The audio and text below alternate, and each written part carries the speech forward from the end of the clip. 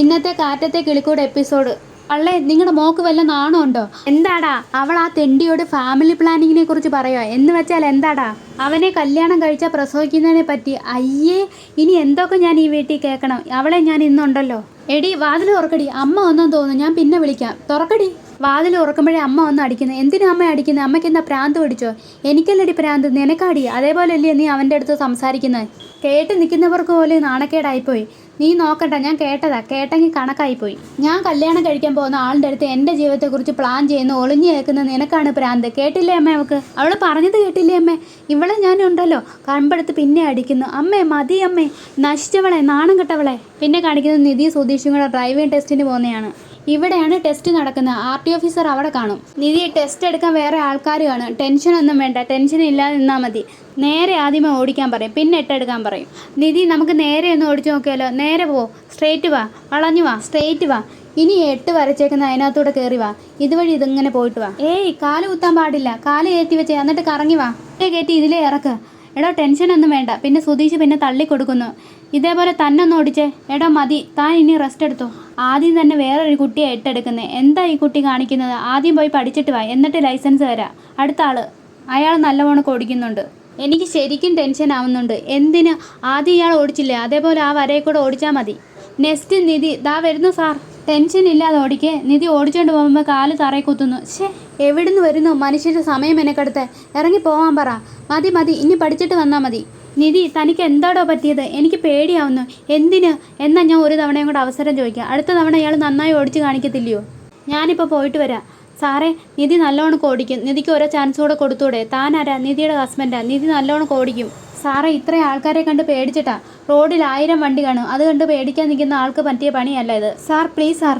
സുധീഷ് എന്തൊക്കെയോ സംസാരിക്കുന്നു. ശരി ശരി, ഇനി തെറ്റിച്ചു കഴിഞ്ഞാൽ 6 മാസം കഴിഞ്ഞേ വരാമോ? ഓക്കെ ആണോ? ഓക്കെയാ. നിധി, ഞാൻ ഒരുവിധം ഓക്കെ ആക്കിയിട്ടുണ്ട്. ചെല്ല്. എനിക്ക് പറ്റുമെന്ന് തോന്നില്ല. തനിക്ക് പറ്റും, താൻ ഓടിക്കുന്നതല്ലയോ? ചെല്ല്. എനിക്ക് പേടിയാ, ഞാൻ പോവാ. നിധി അവിടെ നിൽക്ക്. തോമസേട്ടാ ഒന്ന് പറ. നിധി അവിടെ നിൽക്ക്. എനിക്ക് പറ്റാത്തോണ്ടാ.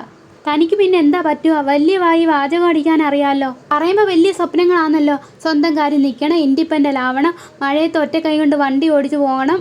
2 കൈ കൊണ്ട് സ്കൂട്ടർ പോലും അറിയാത്തവരാ ഒറ്റ കൈ കൊണ്ട് കാർ ഓടിക്കാൻ പോകുന്നത്.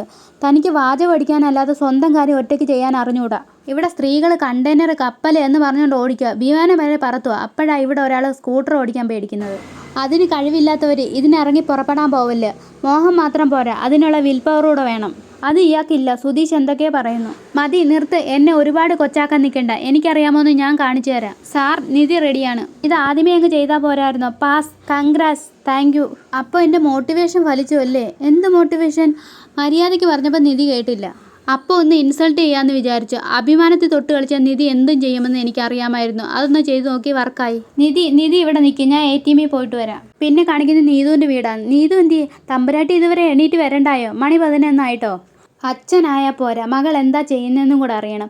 രാത്രി മൊത്തം ഫോണിലാണ്, പിന്നെ എങ്ങനെ എണീറ്റ് വരാനാണ്? രാവിലെ പിന്നെ കണ്ണു മിഴിയോ? അമ്മേ, ചായ നിനക്ക് ഞാൻ തരുന്നുണ്ട് കേട്ടോ. രാത്രിത്തെ മൂഡ് ഇതുവരെ മാറിയില്ലയോ? രാത്രി നീ അത്രയും ബഹളം ഉണ്ടാക്കിയിട്ട് പോയി കഥ അടച്ച് കിടന്നില്ലയോ? എന്നിട്ട് ഇപ്പോൾ രാവിലെ ഒന്നും അറിയാത്ത പോലെ വന്ന് ചായ ചോദിക്കുന്നു. ഒരു ചായയല്ലേ ചോദിച്ചുള്ളൂ, പറ്റത്തില്ലെങ്കിൽ പറയണം. അല്ലാതെ വഴക്കുണ്ടാക്കാൻ വരരുത്. ഞാൻ വഴക്കുണ്ടാക്കുന്നതിനോട് കുറ്റം. എന്തെങ്കിലും പറഞ്ഞു കഴിഞ്ഞാൽ നീ അപ്പം കഥ അടച്ചിരിക്കും. ആ കഥ ഫസ്റ്റ് തല്ലി പൊട്ടിക്കണം. അപ്പം നീ എങ്ങനെ കഥ അടച്ചിരിക്കുന്നതെന്ന് കാണണമല്ലോ. ആദ്യം അമ്മയുടെ വാ പൊത്താൻ പറ. അതുകൊണ്ടാണ് ഞാൻ കഥ അടച്ചകത്തിരിക്കുന്നത്. ഞാൻ പിന്നെ എന്താ ചെയ്യേണ്ടേ? നീ കഥ അടച്ച് ചുമ്മാതിരിക്കുവാണെങ്കിൽ ഞാനും അഖിലും ഒന്നും പറയത്തില്ല. അവനെന്തെങ്കിലും പറഞ്ഞാൽ അവൻ്റെ മെക്കിട്ട് കയറാം. അവനെ തല്ലാനും. അവനെന്തിനാ തല്ലുന്നത്? അവൻ നിൻ്റെ ആങ്ങളയല്ലയോ? അവനെന്തിനാ പെങ്ങളെ തല്ലുന്നതെന്ന് ചോദിച്ചിട്ടുണ്ടോ ഇതുവരെ? അതിനെന്തേലും കാരണം കാണും. പിന്നെ പ്രായമായ പെൺകുട്ടിയെ തല്ലല്ലെന്ന് അറിഞ്ഞൂടെയോ? ഇവളെ ഞാൻ ഇന്ന്. സീത, ഒന്ന് നിർത്ത്. ഞങ്ങൾക്ക് ആ ചെറുക്കനെ ഇഷ്ടപ്പെട്ടില്ലെന്ന് നിൻ്റെ അടുത്ത് പറഞ്ഞില്ലയോ? നിനക്കൊന്ന് നിർത്തിക്കൂടെയോ? നിങ്ങൾക്ക് ഇഷ്ടമല്ലെന്ന് പറഞ്ഞുകൊണ്ട് ഞാൻ വിടണോ? എനിക്കിഷ്ടമാണല്ലോ. കണ്ടില്ലേ, അവിടെ തക്കൂത്തരം കണ്ടില്ലേ? ഇവിടെ അടുത്ത് മോളെ എന്ന് പറഞ്ഞ് സംസാരിച്ചിട്ട് കാര്യമില്ല. ഇവക്ക് അഖിലാണ് പറ്റിയത്. ചെകിടടിച്ച് പൊളിച്ചിട്ട് വേണം സംസാരിക്കാൻ. അവനിങ്ങ് വരട്ടെ. എടി, നിന്നെ ഞാൻ ഒന്ന് നിർത്ത്. ഞാൻ സംസാരിക്കുമല്ലേ സീതേ? നീതു, ആളുകൾ ഇവിടുത്തെ വഴക്ക് കേട്ടത് എന്തോ പ്രശ്നമെന്ന് ചോദിക്കാൻ തുടങ്ങി. അവരോടൊക്കെ ഞാൻ എന്തോ പറയേണ്ടത്? ഒരു തെണ്ടിത്തിരിഞ്ഞ് ഒരുത്തൻ നിൻ്റെ പുറകെ നടക്കുന്നെന്നോ? അതോ നിന്നെ അവനെ കെട്ടിച്ചു കൊടുക്കാൻ പോവാന്ന് പറയണോ? അതിലും നല്ലത് കൂട്ടത്തോടെ ചാവുന്നയാ. അതാ എനിക്ക് മനസ്സിലാവത്ത്. ഞാൻ ഹരീഷിനെ ഇഷ്ടപ്പെടുന്നെന്ന് പറഞ്ഞുകൊണ്ട് നിങ്ങൾ എന്തിനാ ചാവാൻ പോന്നേ?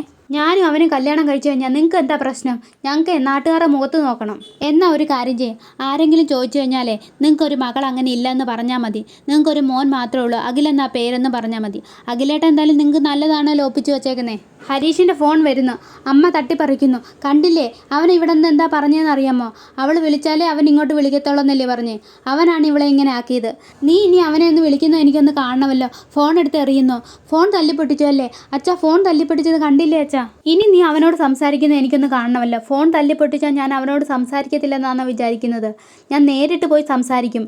ഇടയ്ക്കിടയ്ക്ക് പോകുന്ന സമയം കൊണ്ട് ഞാനിപ്പോൾ എല്ലാ ദിവസവും ഇനിയും പോകും. പിന്നെ ഉണ്ടല്ലോ, ഒന്ന് നിർത്ത്.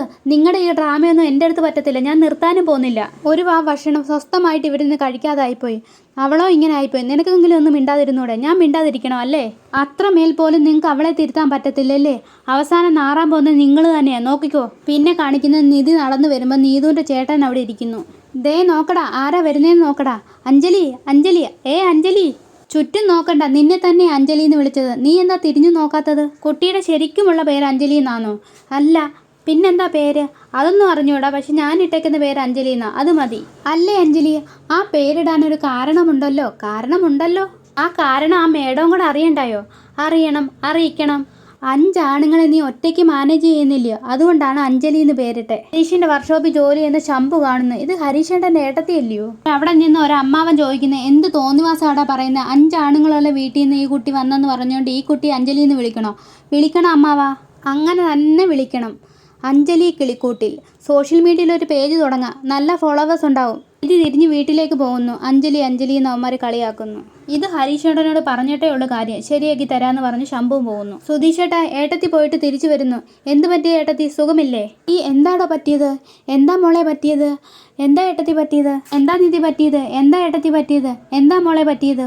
അതോ ഞാൻ കോളേജ് കട്ട് ചെയ്യുന്ന പോലെ ഏട്ടത്തി ഓഫീസ് കട്ട് ചെയ്തോ? എന്തിനാ മോളെ കരയുന്നേ? എന്താ ഓഫീസിൽ എന്തെങ്കിലും പ്രശ്നമുണ്ടോ? ഓഫീസിൽ പോയിട്ട് തിരിച്ചു വരാനുള്ള സമയം ആയില്ലല്ലോ. ഓഫീസിലല്ല, റോഡില്. റോഡിലോ? റോഡിൽ വെച്ച് എന്താ ഉണ്ടായത്? കരയാതെ നിധി, കാര്യം എന്താന്ന് പറ. ഞാൻ ബസ് കാത്ത് നിൽക്കുമായിരുന്നു. അപ്പോഴാണെങ്കിലേ അപ്പം നടന്ന കാര്യത്തെക്കുറിച്ച് നിധി പറയുന്നു. നീതുവിൻ്റെ ചേട്ടനെ എല്ലാം തുടങ്ങി വെച്ചത് 5 ആണുങ്ങളുടെ കൂടെ താമസിക്കുന്നതുകൊണ്ട് എൻ്റെ പേര് അഞ്ജലി എന്നാക്കണമെന്ന്. എല്ലാവരും കൂടെ അത് പറഞ്ഞ് കളിയാക്കിയപ്പോൾ എനിക്ക് വിഷമം വന്നു. നിധി എഴുന്നേക്ക്, വാടാ. ഹരീഷേ, നീ കവലയിലേക്ക് വാ. നമ്മുടെ നിധി ആരാണ്ട് തോണ്ടി. നികേഷേ, നീ വരണ്ട, ഞങ്ങൾ പോയി ചോദിച്ചിട്ട് വരാം. അതെന്താ ഞാനിവിടെ വന്ന? എന്നെ ഒരു ചെറിയ മീനായിട്ട് കാണണ്ട. ഞാനും ഏട്ടത്തിയും കൂടെ പോയപ്പോഴും ഇതിനു മുമ്പും ഇങ്ങനെ ഉണ്ടായിട്ടുണ്ട്. ഏട്ടത്തി പറയണ്ടെന്ന് പറഞ്ഞതുകൊണ്ടാണ് ഞാൻ പറയാഞ്ഞത്. ഇത് പറയാതിരിക്കേണ്ട കാര്യമൊന്നും അല്ല. അന്നേ ഇതിനുള്ള ഉത്തരം കൊടുക്കാമായിരുന്നല്ലോ. നികേഷ് വാ.